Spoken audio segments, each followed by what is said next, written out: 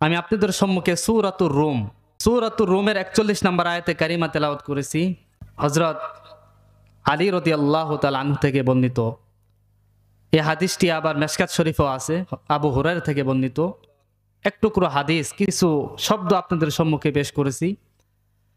এই আয়াত এবং হাদিসকে সামনে রেখে কিছু আলোচনা করার চেষ্টা করব, যেন এখান থেকে কিছু নিতে পারি, আমাদের যেন জেহেনে থাকে, আমল করতে পারি, গুনাহ থেকে যেন বাঁচতে পারি। আল্লাহ তাআলা সকলকে কবুল করুন, বলুন আমিন। আয়াতের অর্থটা আগে শুনি।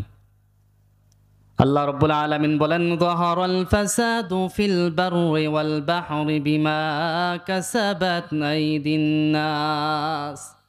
আল্লাহ বলেন, জলে এবং স্থলে যত ফিতনা হয়, যত ফাসাদ হয়, এগুলো সব তোমাদের হাতের কামাই। কাদের হাতের কামাই? আমাদের হাতের কামাই। যত ফিতনা ফাসাদ মহামারী আমরা দেখি, করোনা ভাইরাস বলি, ডেঙ্গু বলি, বিভিন্ন ধরনের ভাইরাস আসতেছে, এই সবগুলো কাদের হাতের কামাই বলেন? আমাদের হাতের কামাই। কাদের হাতের কামাই? আমার আলোচনার কথা বুঝতেছেন আপনারা? এই জন্য মাঝে মাঝে আপনারা আমাদের সাথেও, আমার সাথেও আপনারা কথা বলার চেষ্টা করবেন। আল্লাহ বলেন, যাহারাল ফাসাদু ফিল বাররি ওয়াল বাহরি বিমা কাসাবাত আইদিন নাস। জলে এবং স্থলে যত ফিতনা ফাসাদ, যত মহামারী, করোনা ভাইরাস, ডেঙ্গু ইত্যাদি মহামারী দেখা দেয়, এই সবগুলো হলো তোমাদের হাতের কামাই। কাদের হাতের কামাই বলেন? আল্লাহ বলেন, আমি তোমাদের উপর কোনো ভাইরাস, কোনো মহামারী চাপাই দিতে চাই না। তোমরা গুনাহ করো, এই গুনার কারণে তোমরা এই ভাইরাস গুলো নিয়ে আসো। তোমরা গুনাহ করো, অপরাধ করো, নাফরমানি করো, এই নাফরমানির কারণেই আমার পক্ষ থেকে তোমাদের উপর আযাব আসে। বলেন তো, এই আয়াতের ব্যাখ্যা শোনার প্রয়োজন আছে না নাই? কি কি গুনাহ আমাদের হয় এবং কি কি আযাব আসতে পারে, এগুলো শোনার দরকার আছে না নাই? আমি আপনাদের সম্মুখে আয়াতের তাফসীর স্বরূপ আমি একটি হাদিস আপনাদের সম্মুখে পেশ করেছি। এই হাদিসের কিছু সংখ্যক অপরাধ, কিছু সংখ্যক গুনাহ আপনাদের সম্মুখে পেশ করব। বর্তমান সময়, বর্তমান জামানা, বর্তমান আমাদের এলাকা, সমাজের সাথে আমাদের এই গুনাহগুলো আমরা মিলাবো। কথা বুঝতেছেন? এই গুনাহগুলো আমাদের আছে কি নাই, এই হাদিসের সাথে আমাদের সময়, বর্তমান প্রেক্ষাপটগুলো আমরা মিলাবো, আমাদের সাথে ঠিক আছে না নাই।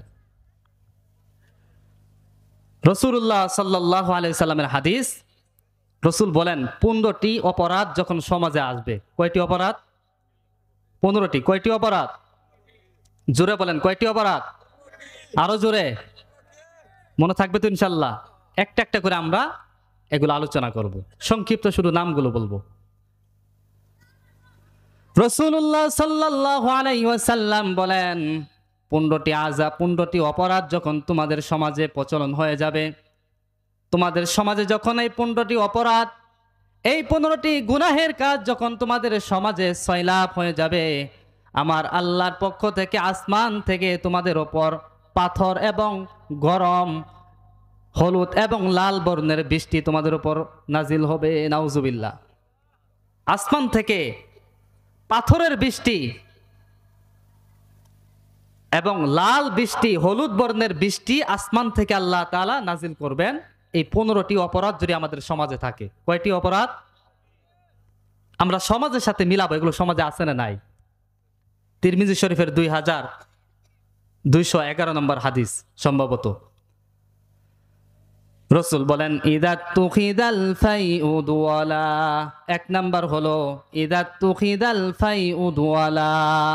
এক নাম্বার অপরাধ হলো, সমাজে যখন গনিমতের মালকে মানুষ নিজের মাল মনে করবে, আল্লাহ বলেন তখন আসমান থেকে লোহার এবং পাথরের বৃষ্টি তোমাদের উপর নাজিল হবে। নাউজুবিল্লাহ বলেন।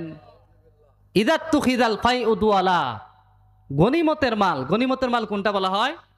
যুদ্ধের ময়দানে কাফেররা যখন পরাজয় বরণ করে, ঘোড়া ইত্যাদি মাল সামানা সব কিছু যুদ্ধের ময়দানে ফেলে তারা ভাগে পলায়ন করে, এগুলো যখন মুসলমানরা নিয়ে আসে, এগুলোকে বলা হয় গনিমতের মাল।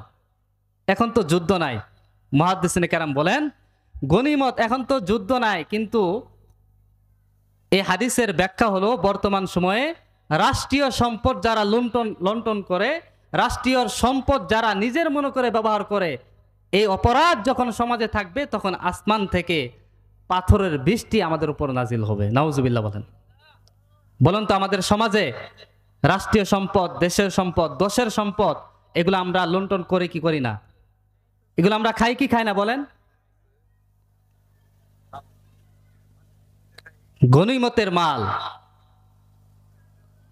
বর্তমান রাষ্ট্রীয় সম্পদ, সমাজের সম্পদ, দশের এবং দেশের যে সমস্ত সম্পদ আছে, এগুলো নিজের মনে করে ব্যবহার যখন আমরা করব, এক নাম্বার অপরাধ। এই অপরাধ যখন আমাদের উপর বাড়তে থাকবে, আল্লাহ বলেন আসমান থেকে আযাবের অপেক্ষা করো। নাউজুবিল্লাহ বলেন। সমাজের ভিতরে যখন রাষ্ট্রের সম্পদ, দশের সম্পদ, দেশের সম্পদ যখন মানুষ নিজের মনে করে ব্যবহার করা শুরু করবে, নিজের মনে খেয়ে ফেলবে, আল্লাহ তাআলা বলেন ওই অবস্থায় যদি মসজিদের ইমাম সাহেবের কাছে যদি দোয়া চাওয়া হয়, ইমাম সাহেব যদি লম্বা জুব্বা একটা পরিধান করে, মাথায় যদি 10 হাত পাগড়িও বাঁধে, যতক্ষণ পর্যন্ত রাষ্ট্রের সম্পদ যতক্ষণ পর্যন্ত তারা নিজেরা পরিত্যাগ না করবে, ততক্ষণ পর্যন্ত ইমাম সাহেবের দোয়া কবুল হবে না। নাউজুবিল্লাহ।